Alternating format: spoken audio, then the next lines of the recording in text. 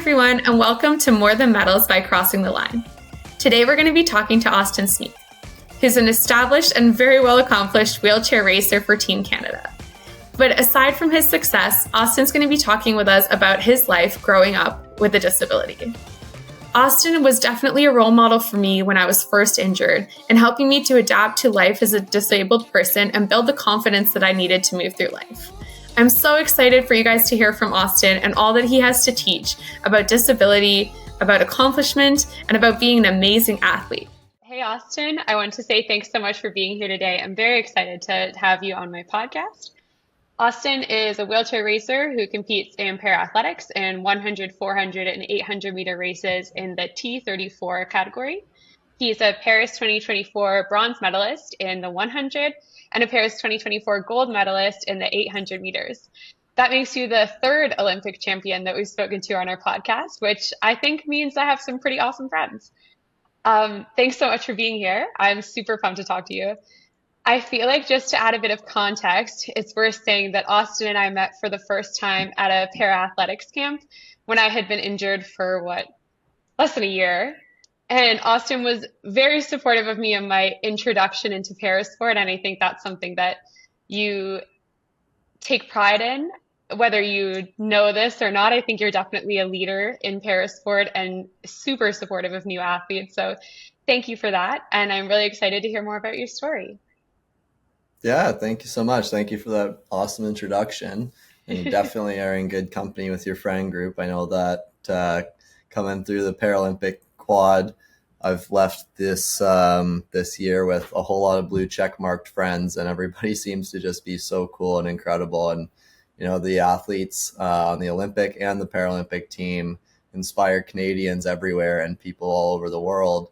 But we also inspire each other so much, and it's just been unbelievable to start rubbing shoulders with some of these people that you either, put on a pedestal as like, this is, somebody that's so good at what they do. And like, it's crazy that I'm in the room with them because they're, mainstream popular, or that you speak to other athletes and it's like, yeah, like I never get, people in fencing don't get exposure. People in equestrian don't get exposure. And then you put everybody together in the room and it's like, my goodness, like, who cares what the exposure limit or levels are like? Everybody is just so incredible and such, unique in their own way. And that makes them great at their sport, but everybody shares, the similar values, the same drive and, want to really do what they can to be the best that they can be, but also to leave the sport and leave Canada and leave the world a better place through their involvement in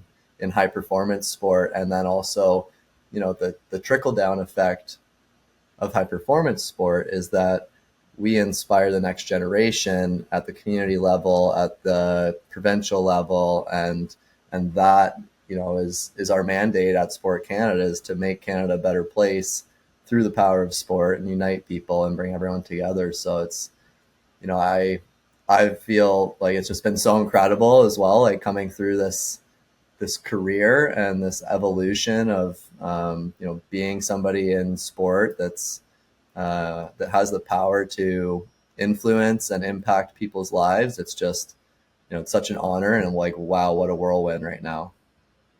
I love that you take that responsibility so seriously. And I think that in the grand scheme of things, you're pretty young, you're 27. And I feel like a lot of athletes don't have that much ability to reflect on how important what they're doing right now is at such a young age. And I think it's so cool that you know that and that you embody that even while you're in it, that you can see how important what you're doing is and what opportunity you have to make a mark on the sport. And as an athlete that was exposed to the sport and met you really early on in my career, it does make a difference. It makes a huge difference. Yeah, I appreciate that. And, sport is a community that you can be a part of. And we learn this at a very young age. You have your elementary school friends, and then you have your sports friends, and maybe you have some camp friends from the summer, but you begin to recognize that in everything you do, in every environment that you take part of, you lend yourself to a different social circle. And the crossover of recognizing that your athlete friends are influencing, you to be better in this way. And your other friends are allowing you to, whatever the relationship is, life is about relationships. And, when we're in a role as a development athlete or as a high performance athlete, really winning a gold medal at the Olympics is amazing. Don't get me wrong. Winning a gold medal, it's unbelievable. But, becoming part of that community and losing this sense of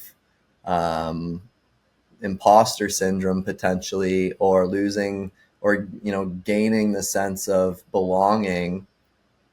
I think that's really it. Gaining the sense of belonging.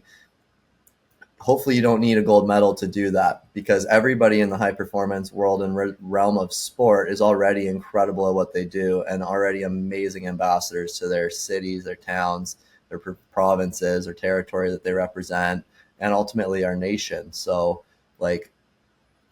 why would you ever want to be closed off? You're part of this. And guess what? There's this part of sport that's I'm going to do this to see how good I can get because I selfishly want to be the best in the world. But the other side of that page is that, okay, we need to continue to develop this thing so that other people can be the best that they can be. And when you cross over high performance sport, we can get into that a little bit more. But like I said at the beginning, it's the trickle down effect of the way you carry yourself and the room that you or the environment that you create for the next generation. That's what it's all about. I mean, meeting you is a riot. It's hey, how's it going? Oh, you just broke your back? No worries. Let's figure this out. You'd probably be really good at this.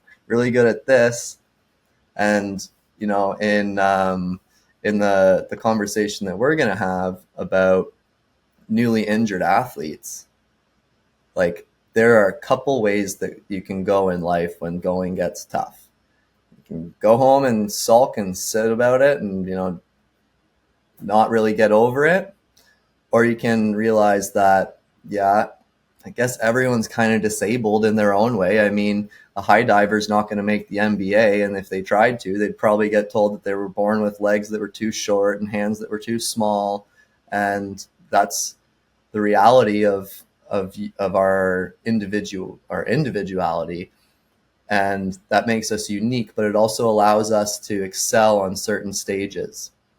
And recognizing that, what am I capable of and what do I want to do and what am I able to do, especially on the para side.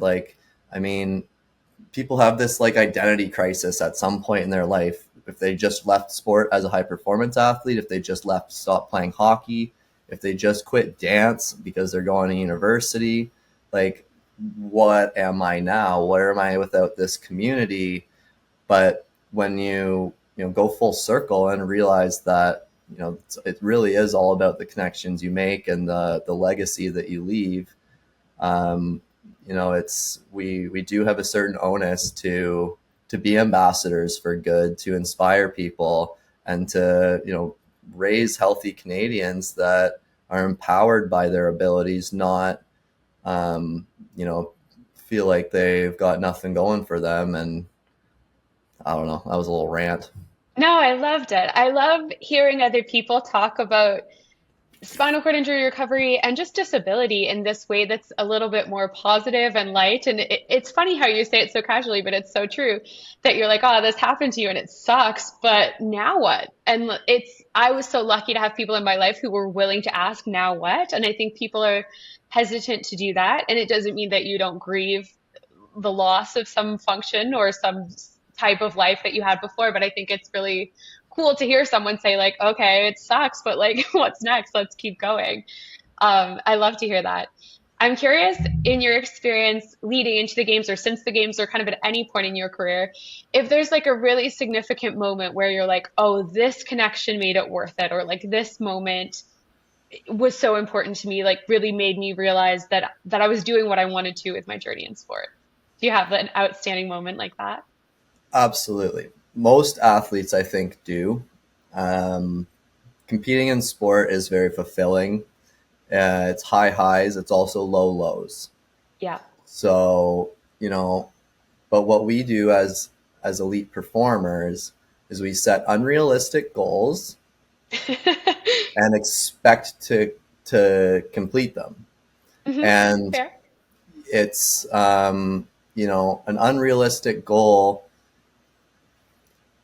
to a short person is probably changing a light bulb with Yeah. but you get a ladder and all of a sudden you're capable of it. So in parasport, we have this synergy of what am I able to do and what tools do I need in order to do it? If I want to be a snowboarder, but I just broke my back, well, guess what? You might go into sit skiing. Or if you're someone like me who grew up skiing and then my disability hit at age 5, where I went from being on hockey skates, skiing as like a young kid, and all of a sudden I'm starting to walk differently. And like I go skiing and I want to do French fry, but my skis go pizza and I lose the ability to ski. Oh, check out this snowboard. Both feet go in one thing and I can control that still. So now I'm a snowboarder. It's not like I'm leaving the ski hill. I just found a new way to do it. And that's the empowering portion of parasport. But to get back to your question, a standout moment is without a doubt like hugging Cameron Rogers in Ottawa while we were both meeting Justin Trudeau, the leader of our country. It's not like, we're all pushing like, yeah, let's go the liberal agenda. We're all like being recognized by the leader of our nation, which is unbelievable. And for me to be able to tell Cameron that watching her win gold in Paris got me so excited and fired up, knowing that I had done the work, I was prepared to write this test, and then watch someone else go and come back with a perfect score. I was like, let's go. I'm I can't next. wait to get there. And That's amazing. like I was just in Ottawa with a unified team. We had the Olympic team, the Paralympic team from Paris 2024. I would love to get together with the winter team too. That would be so fun. I don't think that happens often, but like what I felt was an overwhelming sense of joy and pride to wear this flag and to be united by the Olympic and Paralympic values of hard work, determination, excellence. Those are some 3 pretty big words. And what it means to embody those is chapters beneath it. You have to begin to master your emotional energy consumption and keep your head stronger than your heart and know when, how to pull back, when to go hard. One of the hardest parts of being an athlete is that you want quality training, but most of the time you're really sore and you're hurting. So you got to like decide whether or not it's this training is the thing that's going to take me ahead, or if this training is the thing that's going to suppress my recovery longer and I'm going to lose a week of training. Mm-hmm. But everybody goes through that. I don't know if the next thing I do is the right movement. And we're all a unique individual puzzle. Like someone with cerebral palsy is going to have a different recovery profile than somebody who's completely able-bodied. Someone with a spinal cord injury is going to have a completely different recovery than somebody that has cerebral palsy. So being aware of that, it really is crazy how unique we are and how through the power of not only parasport, but all sport, you can find your niche and, figure out what your body is maybe good for or what you want to do. And really, in terms of what we're talking about, it opens the doors to a community again. And, if I reflect back on my childhood, I thought I was going to play hockey and go to the NHL. But then I became disabled and that dream went out the window like that. And as somebody that was, born with arguably a disability, I mean, I remember my childhood as being disabled. Like got bullied in school. It was like I thought I was weird. I had this like sense of I'm a disabled person identity, not somebody that like not an I adapt mentality. But it was really cool for me at such a young age. Like I was in grade 7 when I realized like, okay, like yeah, I can't walk home from school with my friends, but like I get to ride a bike home, and like um, I'm not playing football with the dudes at high school at lunch, but I'm I'm a good social person, and that means I get to hang out with the girls. And like it was like, This tracks. you know what I mean? Like it's an awakening moment, kind of like, all right, like yeah, you know, I'm not a person like that's stuck in a wheelchair that like feels weird about myself. Like there's such a level of security for the people with disabilities that that really push their own boundaries and say like, okay, so now what? And like, what are we gonna do? And when I was going through that as well, like, okay, let's go back to age 5. I'm now disabled, right? Well, I still want to play hockey. So my parents found an adaptive sporting program in Mississauga, Ontario, and they offered sledge hockey or para ice hockey. They offered wheelchair basketball, wheelchair track. And I was like, I'm doing all of them. I love that. And I was part of a hockey team, and I was part of a basketball team, and I was part of a track team. And that sense of community really enabled me to develop my social skills and to develop my sense of community and my sense of belonging. And that's the power of sport. That's why, you know, we have initiatives like Jumpstart. That's why we have From Me to We. That's like, you go around the world and we have nations in the world where women can't drive, and all of a sudden their fathers are watching their sons and daughters play soccer together and everybody have fun. And it's like, why the segregation? Of course. Yeah. Like sport unites people. It brings people together. It transcends language barriers. It transcends cultural differences. And that's why this is so big. That's why the 5 rings mean what they mean, is because the entire world is united around this idea of fair, honest competition with teamwork and friendship. And, you know, let's see how good we can make the world if we just continue to live a little bit more like the athletes that represent the nations of the world in a manner of good.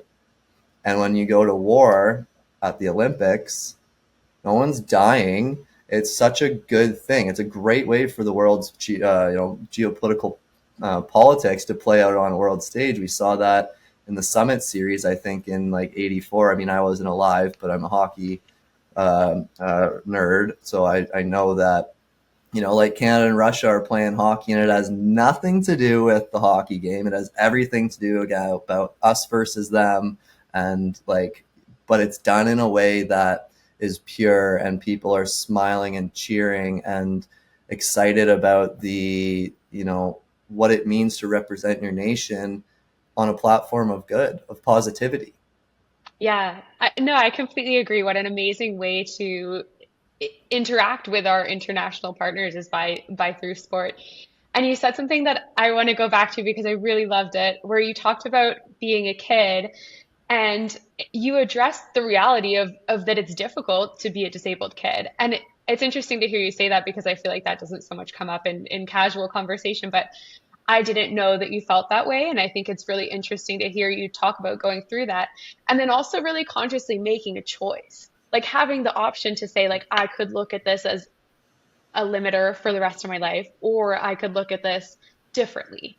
And I feel like you made that conscious decision to say, like, I don't want this to be always a sad thing. I want it to be my excuse to talk to the girls or my Yeah. excuse to try a sport that I wouldn't otherwise and join this team. Like, I feel like it's really cool to hear people say that it's a choice. And I bet it wasn't an easy choice, but I think that that's kind of the difference between people who adapt well to their life with a disability is the people who are consciously making the choice that will in the long term make them happier, even if it's hard in the short term, which I'm sure it was.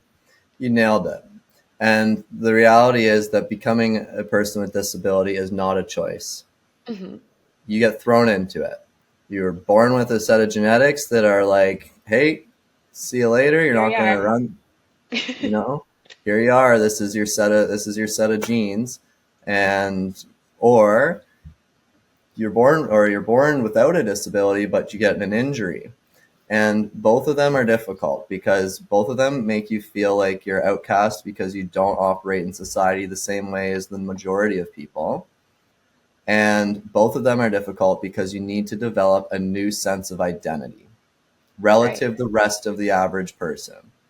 And this happens, there's two types of disabled people. And there's two types of ways that a disabled person or somebody that the person with disability in 2024, there's two types of psychologies that become prevalent. So the first way a person with a disability is someone who was born with a disability, and then there's acquired injury. And in either of those scenarios, you can have a very confident person with disability or a completely shut off, closed off to the world person with disability.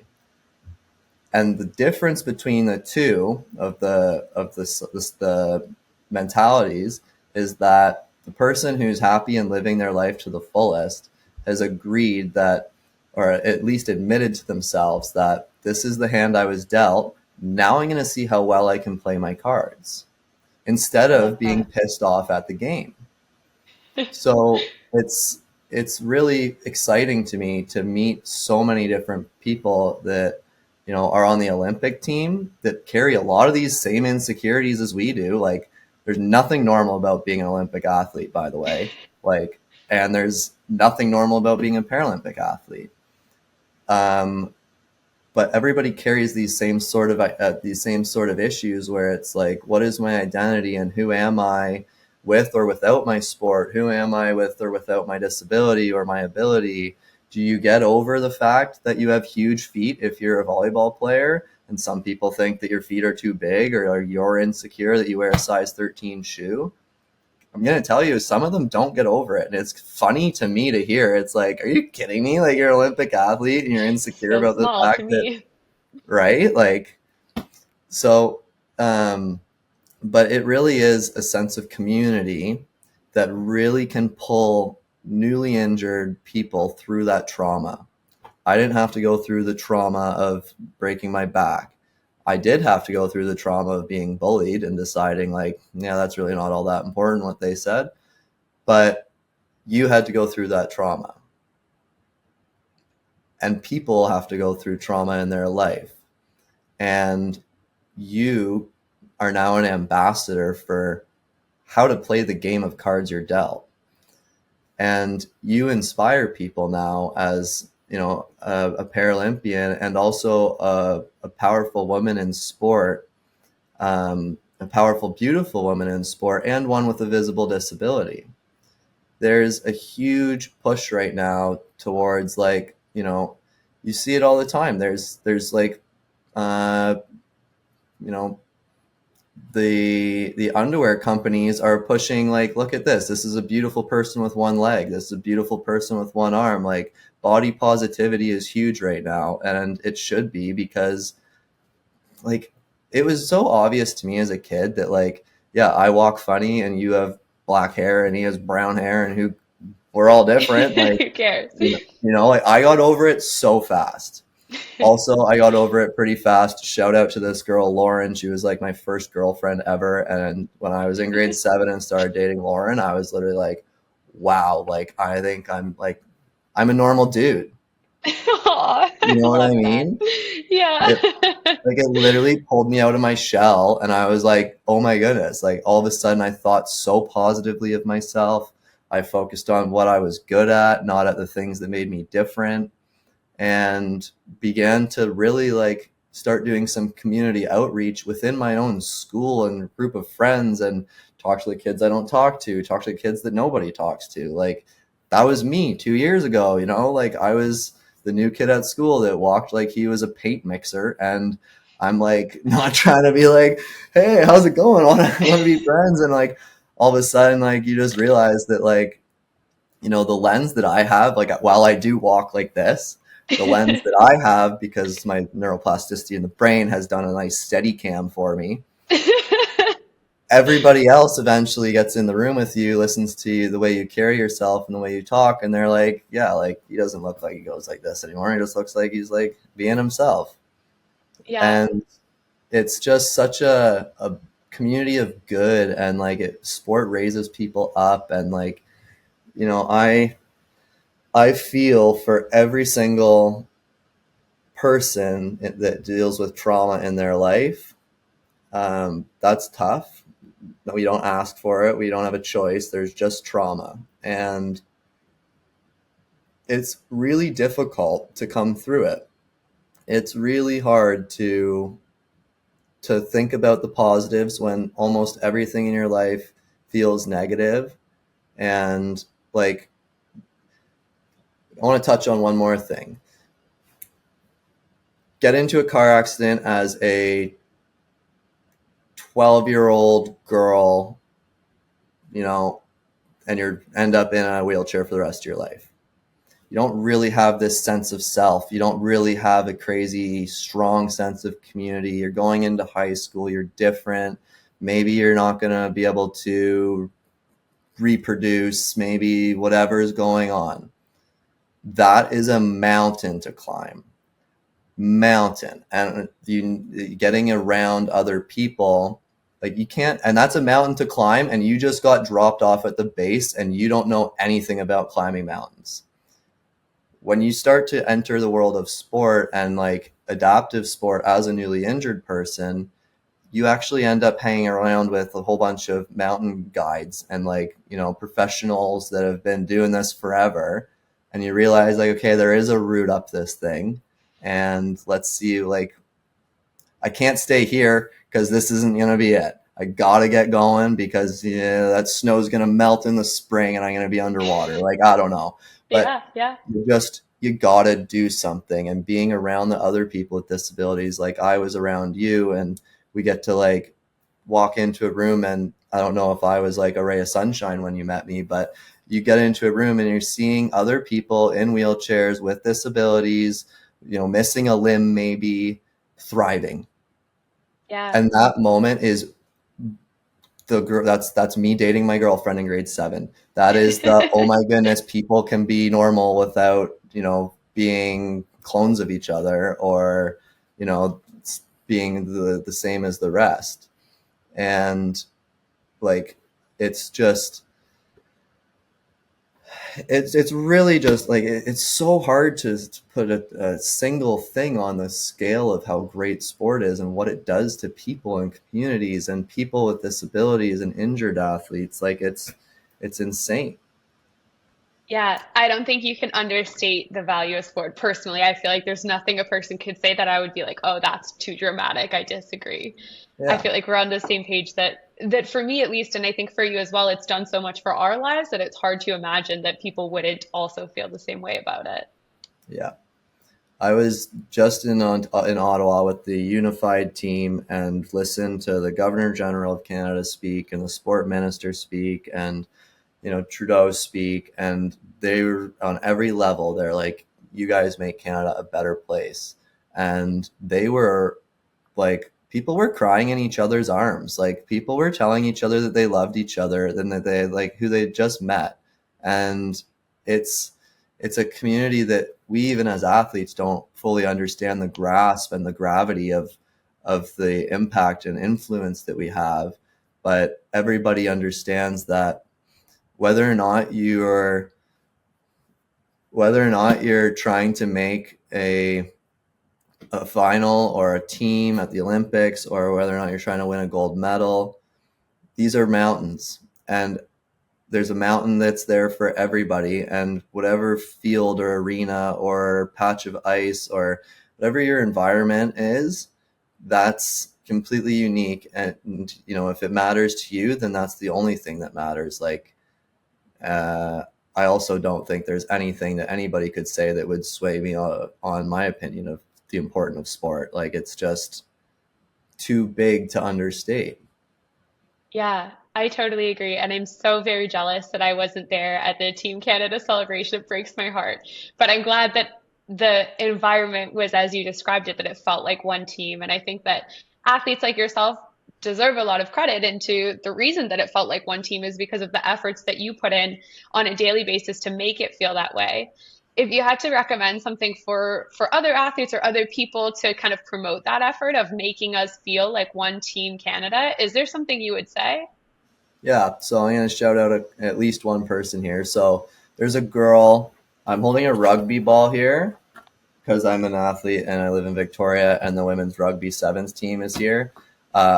This is actually the game ball from the game that they played when they won or when they qualified for the Olympics. Super sick. So anyway, I met a rugby player named Julia Greenshield after Tokyo. And that was a very cool celebration in Toronto. And they brought together the Summer Olympic and Paralympic team from Tokyo.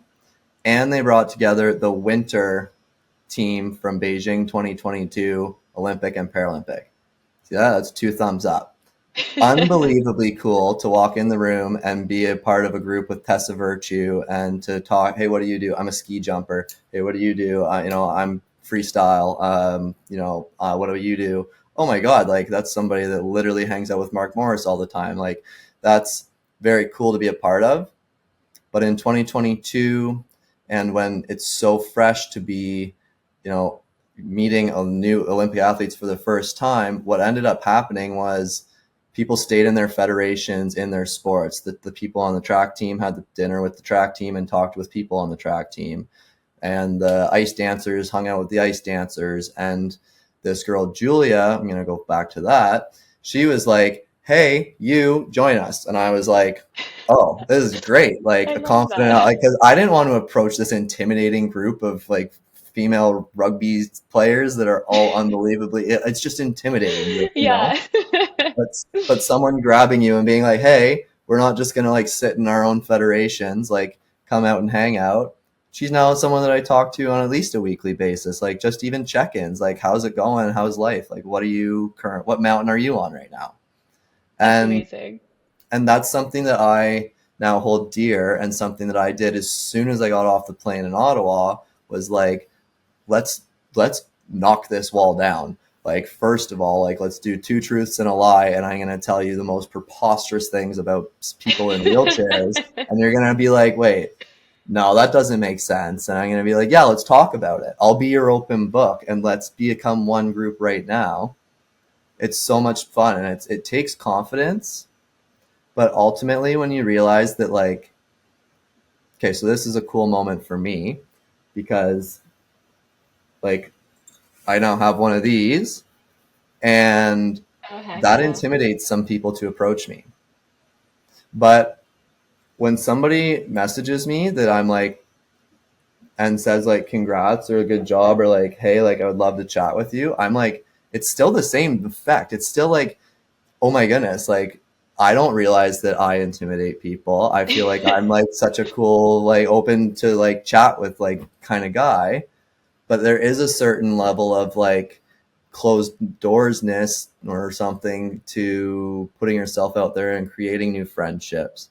And this is what people in coaching do, and in management and in companies and in the corporate world. Like, it's really about your people skills. And if you can just acknowledge that everyone is people and everybody is differently able at things, and more predetermined to be good at some things than others, but everybody, then you just meet everybody where they're at and you say, like, you're amazing for who you are, and whatever you want to do is amazing and I support it. And also you really start to like build out your community. And it's just so important, I think, to reach out and tell people that they're welcome to join your group, and have the, like, I'm recently engaged too. It's like within the last year, 2024 has been unbelievably cool. And like I've started making friends so fast, and especially in the wake of the games, and meeting all these Olympic athletes that are just so incredible to chat with and have mutual respect. And all of a sudden it's like, I want to have a 2,000 person wedding, but oh no, porcelain. Porcelain. We're not, but obviously we're not going to do anything insane like that. I mean, the reality of the climate of our financial situation is that we're going to do what we can do. The limit exists. The limit does exist, but like, it's just so cool to be part of a a national team community as an elite performer, and it's so incredible as the young boy in me got to be on his first hockey team and feel like I fit in, and people with disabilities of all walks of life, or all roles or wheels or whatever, Mm-hmm. whatever you got going on, like there's somewhere for you. And in parasport, like that is even greater. Like we have, if you look at the Olympic team, you'd say, okay, those people probably be like pretty good, like distance runners. Those people probably be this, that, the other thing. You go to para athletics alone, and it's like, yeah, there's 100-meter blade running. There's 100-meter blind running. There's 100-meter blind running with a partner. There's there are all sorts of different levels to the spectrum of what are you capable of that turns the gears in your mind and gets you excited to see what ceiling you can reach. But that also exists in the able-bodied side, and there's so many people out there in the world that carry these little insecurities about the this and the that. And it's like, I'm talking to the Olympic team about someone who thinks their feet are too big, and I'm like, are you kidding me? Like, get over it. Like, at what point in life are you going to get over your feet? Like, I can't feel my toes, and that person can't go to the bathroom without using a catheter. Like, your feet are too big. All like, right. shut up. And they're like, oh my God, you're so right. And it's like, yeah, like, of course. And, I also think that there's an incredible sense, like I mentioned earlier, people really loved each other on Team Canada this trip. And, I love you for who you are and what you've done for our country and what you represent too. And I love all the people that have made it possible for me to reach the ceiling that I have. But it really does almost always come back to love and loving yourself. And, what do you want? What do you want people to say about you? Like, do you want them to say that you didn't make the world, you were a taker and not a giver, and that, every time I interact with that person, it's like a net negative experience? Or do you want to be the person that empowers people and, leads with kindness and love and not the closed fist of fear? You want to bring people in and raise people up and meet them where they're at. And, it's our responsibility as representatives of the flag when we're out there, that we're going to uphold the values of the Olympic Code of Conduct and the Paralympic Code of Conduct. It's the same book of rules, just one of them says hold this book with one arm and the other says hold it if you have both. But at a core level, we stand for the same things. Maybe I don't stand, maybe I sit, maybe you're not standing, but it's a lot of fun. We all stand for the same stuff. And when we get into sport and when we try to build our community, like, just jump in with 2 feet or jump in with both feet and a wheelchair, like whatever it is, get on board. I think that's so true. And I think one of the things that I realized, like, kind of early on in my injury recovery, is that people treat people with disabilities differently. I think we're getting better as a society at that, but it's still true. It's still true that we get treated and thought of a little bit differently. And I remember really thinking when I got injured, like, I'm so much more like my previous self than I am different. And I think that's so true about people. Like, I think that the able-bodied athletes and the para athletes are so much more alike than they are different. We have so many more similar experiences and similar training and similar lessons learned and similar struggles than we do have different ones. And I feel like when you start to realize that, then those barriers just don't really exist anymore. And it's so nice to hear someone who is so passionate about making that a reality and really actually takes the steps to do it, because it's very different to say, like, I believe in this and this matters to me, versus to actually go out there and live it every day. And I feel like you do. And it's so cool to be friends with someone like that. It's the best. Appreciate it. Just maybe for context, could you explain your disability a little bit? Yes. So I was born with a hereditary condition called hereditary spastic paraplegia, and it is a lower motor neuron impairment. So essentially, I can't raise my leg out to the side, hamstrings shortened when the nerves stopped, the nerves tell the muscles, hey, we're going to lengthen out here because like his bones are growing and he's like going through a growth spurt. That didn't happen for me. So all of a sudden my legs have like a maximum range. I can only open them like that far.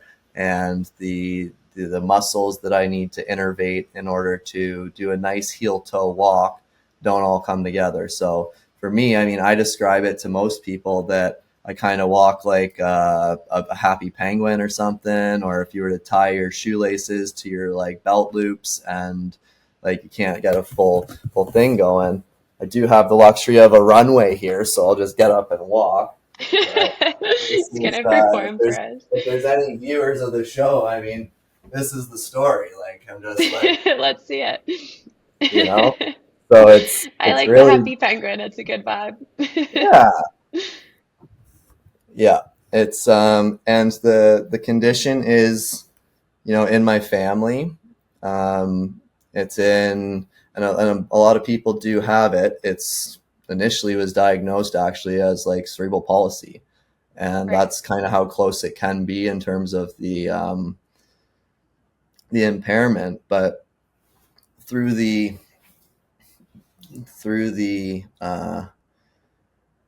sort of awakening process of me becoming who I am, it was always also apparent to me that, I have cousins with this disability and they're not me. And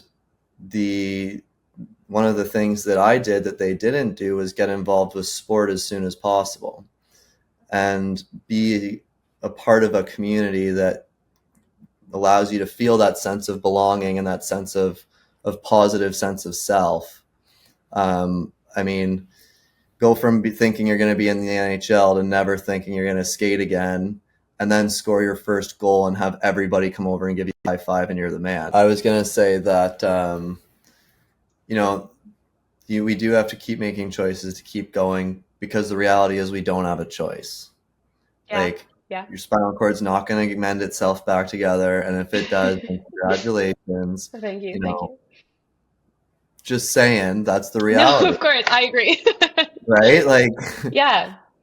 I think maybe I'm interested to hear your take on this, because Scott and I were debating this last night because we debate weird things. Scott's my husband, which I know you know.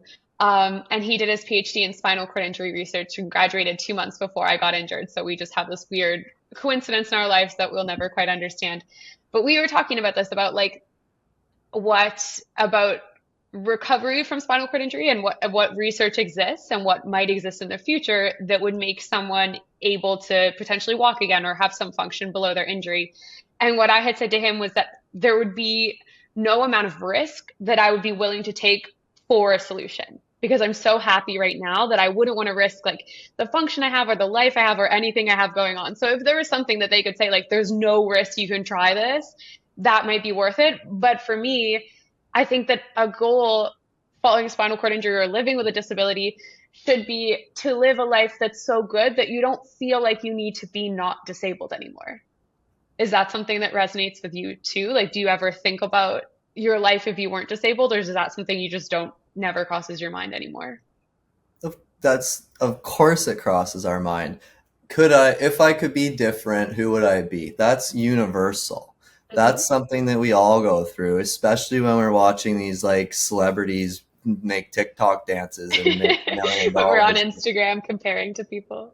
You know what I mean? We run the comparison wagon. So that's not something that we want to pull around. That's a heavy load. And I heard someone say this and it sounded so intelligent. I think it was, comparison is the antithesis to happiness. And I like that.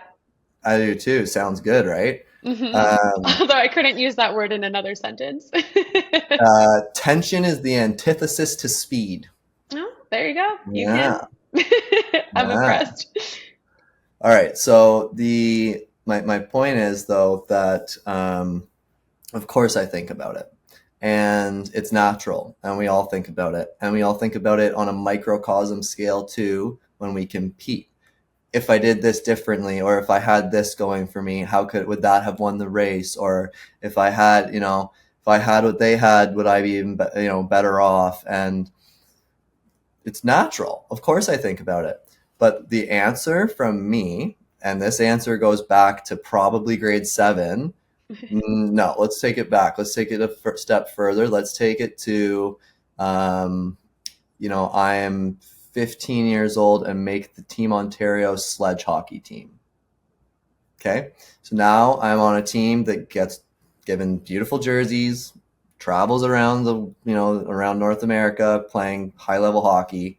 And, I feel like an incredible sense of pride in who I am, how hard I've worked, where I've gotten myself to. That was the moment where I was like, if they could fix this now, I would tell them to go, you know what? Yes. Right? Because it's like, I don't want to re-figure out who I am. I already kind of started to figure this out, and I'm already, starting to get really good at these things. And I don't want to, go learn how to play soccer with the rest of the people. Like, I want to just play sledge hockey on Team Ontario and hang out with my boys. Like, it was that sense of community, but also the level of high performance sport, that entry level door for me. It was my first exposure. Like, yeah, welcome to Team Ontario. You have enough talent. Now we're going to make you work. And we need to make sure that, here's your fitness tracking sheet. This has to be submitted at the end of the month. And I was like, whoa, like, this is a serious game now. And it was cool. It was intimidating. But it was very cool. And it wasn't something that I ever wanted to give up. So, in terms of what's coming in the future, like, the prosthetics have come so far that in one generation, it went from being like a pirate leg to having like animatronic, biomechanical engineered, marvels that are allowing us to really put on like fake legs that will actually work and run. And there's some fake legs that connect to your phone, and you tell it you're in the gym, and it'll know kind of based on what the muscles are doing in your nub or in whatever, how to respond. It knows that you're squatting, so it's going to it'll slowly bring you back up. That stuff is coming out. And, there's businesses out there that are developing stem cell therapy treatments that use your own blood, and then they can, spin something up and give it back to you, and then you're not going to lose your vision, or you're maybe going to be able to regrow heart cells that will get rid of like cardiomyopathy. That technological change is coming, and healthcare is going to continue to develop. Don't get me wrong, but I don't think we're going to be able to regrow a spine or a brain. And we're probably not going to fix blind vision either. Like, we're talking one set of eyes, one brain, one nervous system, one spinal cord. Don't F it up. If you happen to F it up, or if it ended up getting F'd up on you, then that's just your situation now. Yeah. And I feel like there's this narrative in the media that if you F up one of those things, that like your life is over, or that it's like only tragic, or like this doesn't see like the positive flip side. And I think that's kind of my point in all of this. And I think what you're getting at as well is that, like, if that's what happens to you, you don't need to be reaching for one of these sort of science fiction at this point solutions, because I think that if you spend your time and energy focused on what would make you happy with what you have, then you're going to be happier. If maybe one day this stuff comes, that's great. I'm not saying that people should stop researching and dreaming, but I really think that happiness doesn't have a lot to do with what your body can do, but more to do with what you do with your body. Somebody was in a car accident last week, a friend of mine, and he was like, oh, like, my most important asset is gone. Like, he's talking about his car. And I was like, your brain is your most important asset. Plastic and metal can be replaced, and no one's dead, and you don't have to live with the guilt or anything, or you don't have to, whatever the scenario is that landed into that situation.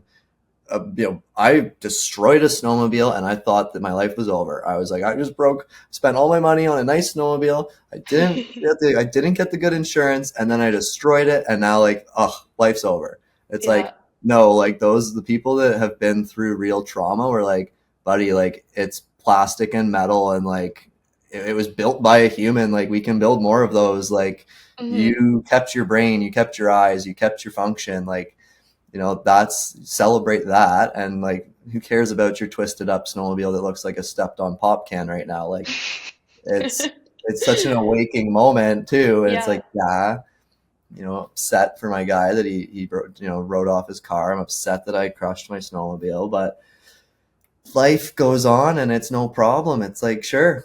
And you, as like, you got thrown into this, and it's like, look at you now. Like, look at how much confidence you have and how well you've been able to carry yourself and grow into this role, because you had to grow into it. There's a transitional period. You have to manage all of the trauma. You have to manage the relationships that change. You have to manage your daily routines that you need to relearn how to do. Like with you and with Scott, like, you guys had that, which is great, because you already found your person, kind of know who you are, have a support system around you. And it's like, okay, we're officially on this mountain together. And that, I hope you recognize, that made it probably a little bit easier for you. But, who I feel for the most is the 12-year-old girl that gets in a car accident, who's like, I don't know if I'm going to ever find love, because who might want me? That breaks my heart.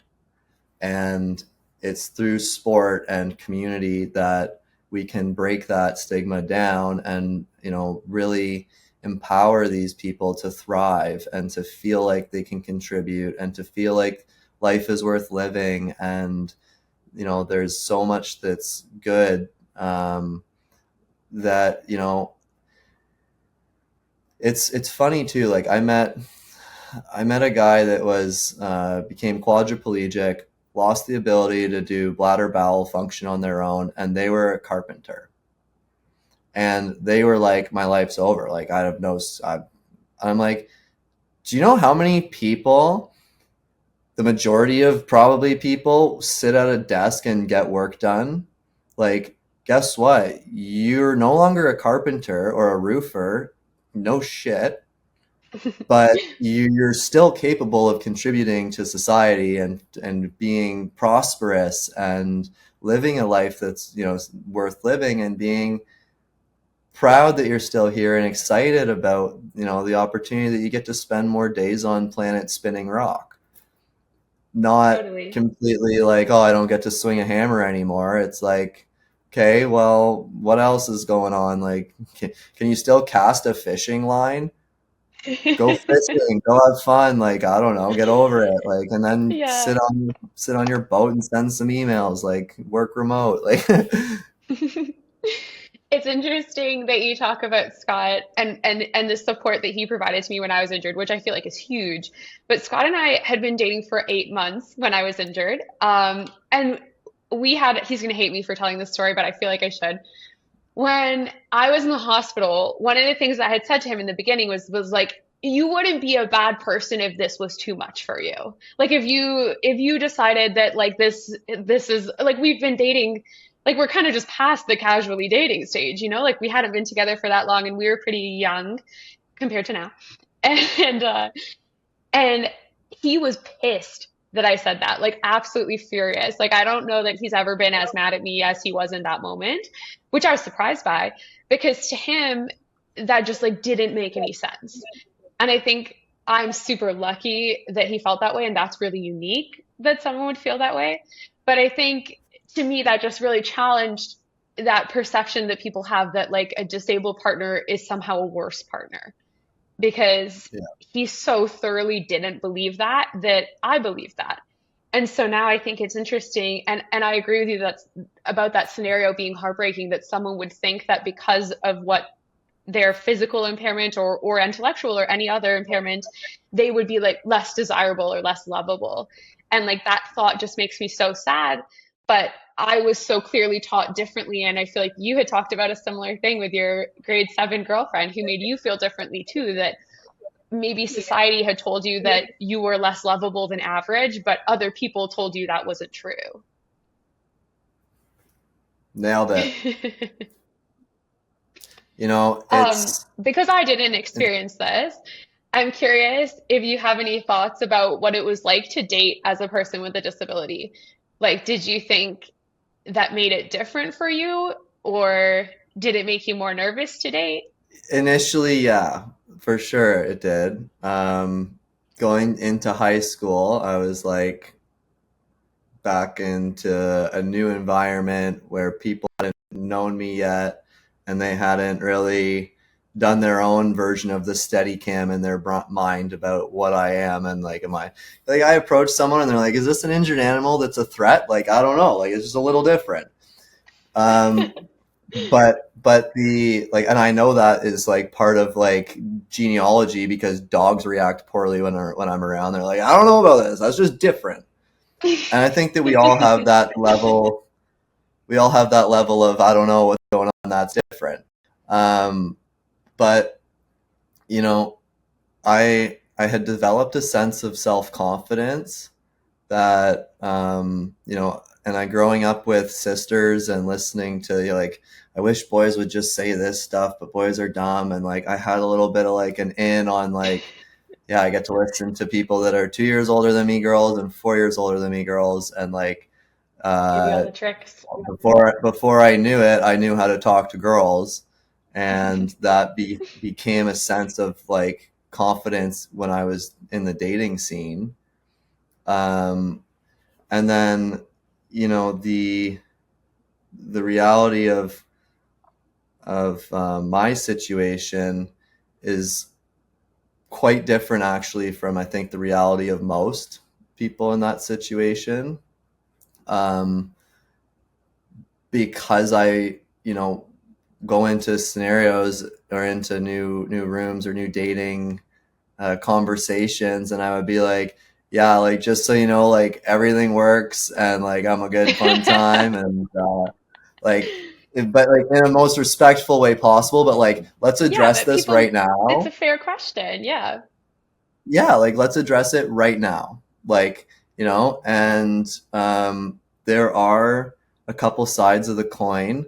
And like, I know some very amazing people that don't have any sensation, like, from here down. And that's something that I'm not really able to speak about from a personal level. But being around these people, it's like, no, like, we're still wives to husbands, we're still capable of having, romantic relationships. And we're very adjusted people.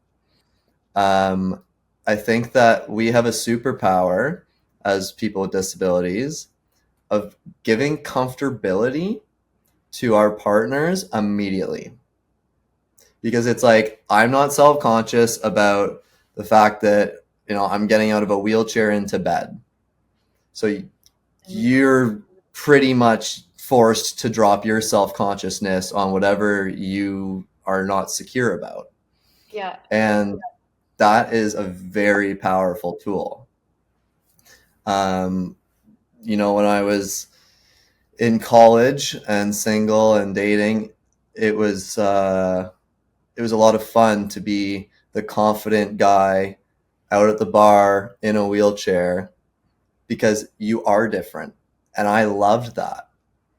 All of my friends would go to the bar with me, and I would be the hot topic of the night. Like, everyone's like, I want to buy the kid in the wheelchair a beer, and if he wants to like kiss my girlfriend, like, I don't even care. Like, he can take her home. Like, this guy is awesome. And I was like, this is fun. This is cool. Like, but we do have that superpower because people think we're capable of less.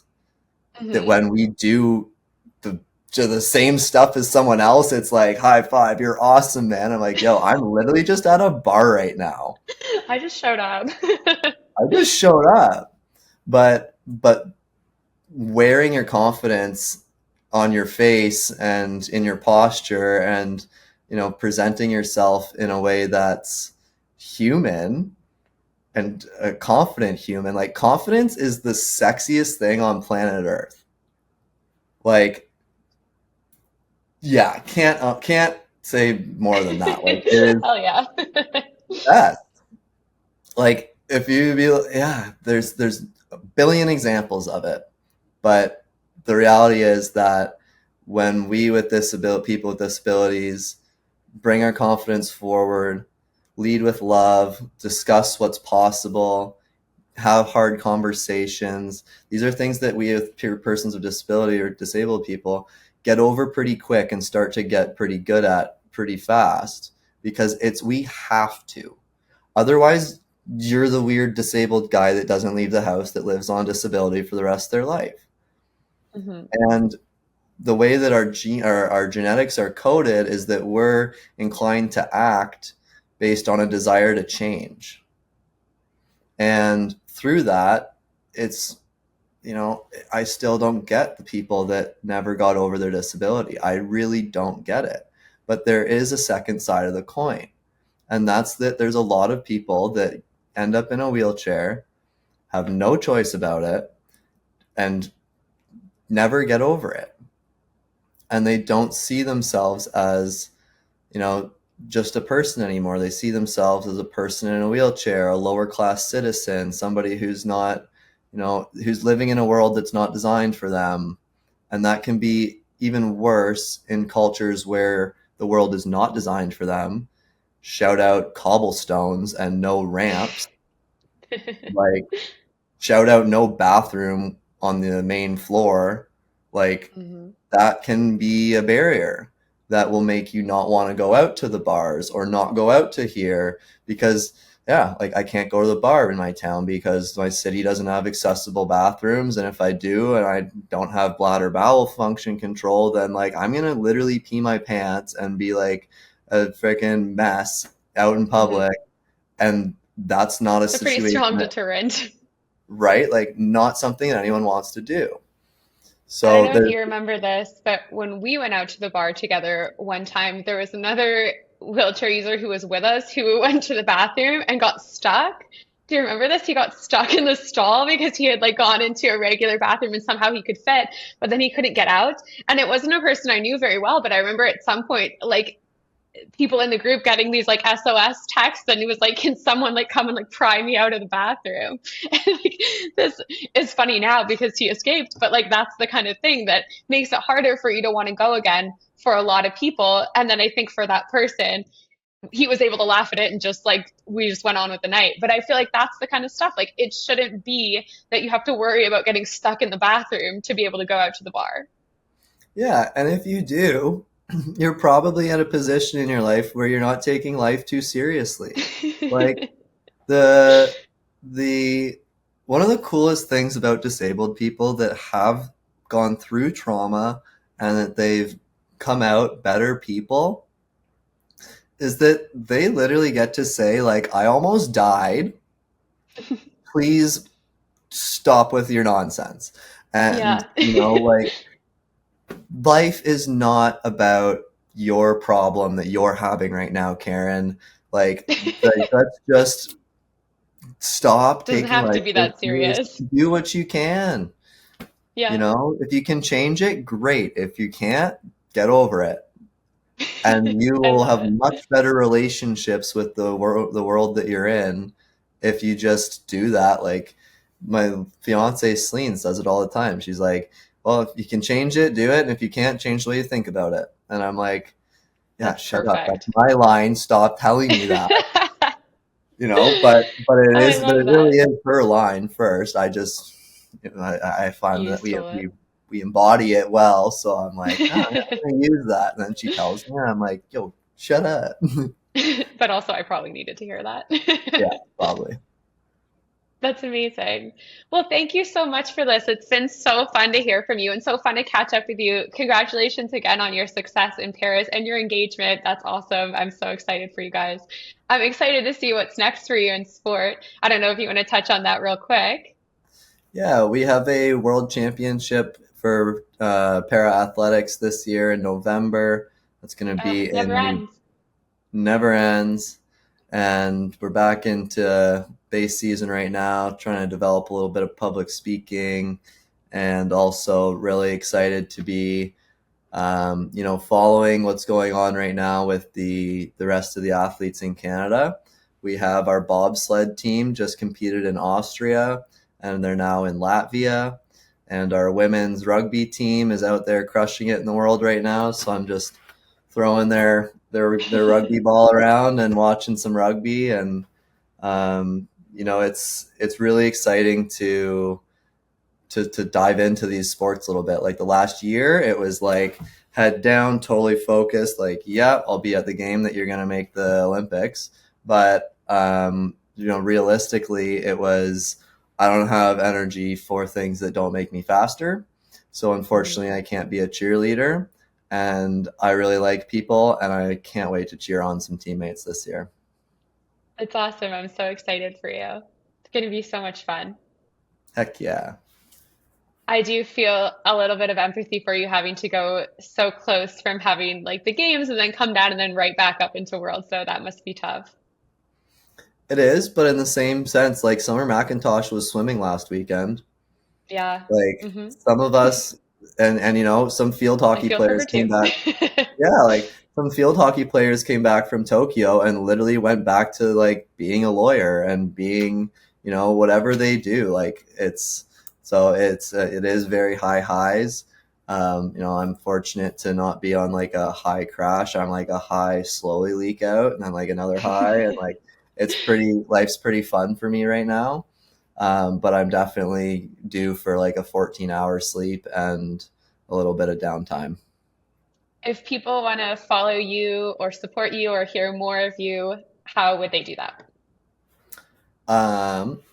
Well, I'm trying to post on IG more so that I can be more in the public view. So they can follow me at Austin Smeenk. If they want to contact me, they can email me at asmink@hotmail.com. And if they do that, I'll probably just end up giving them my phone number and they can call me and text me and chat me. So I'm your guy. Yeah, you can hopefully do some more public speaking and connect with a bigger network, because I think what you have to say is so valuable and I would love for more people to hear it. Amazing. Thanks for having me on. Thanks so much for being here. This was fun. Thank you so much for listening to More Than Medals today. It was such a great opportunity to share the story of Austin Smeenk with you guys. If you want to follow along with his journey, which will continue in parasport, very likely to the 2028 Paralympic Games and beyond, you can follow him on his Instagram and watch him continue to compete and represent Canada.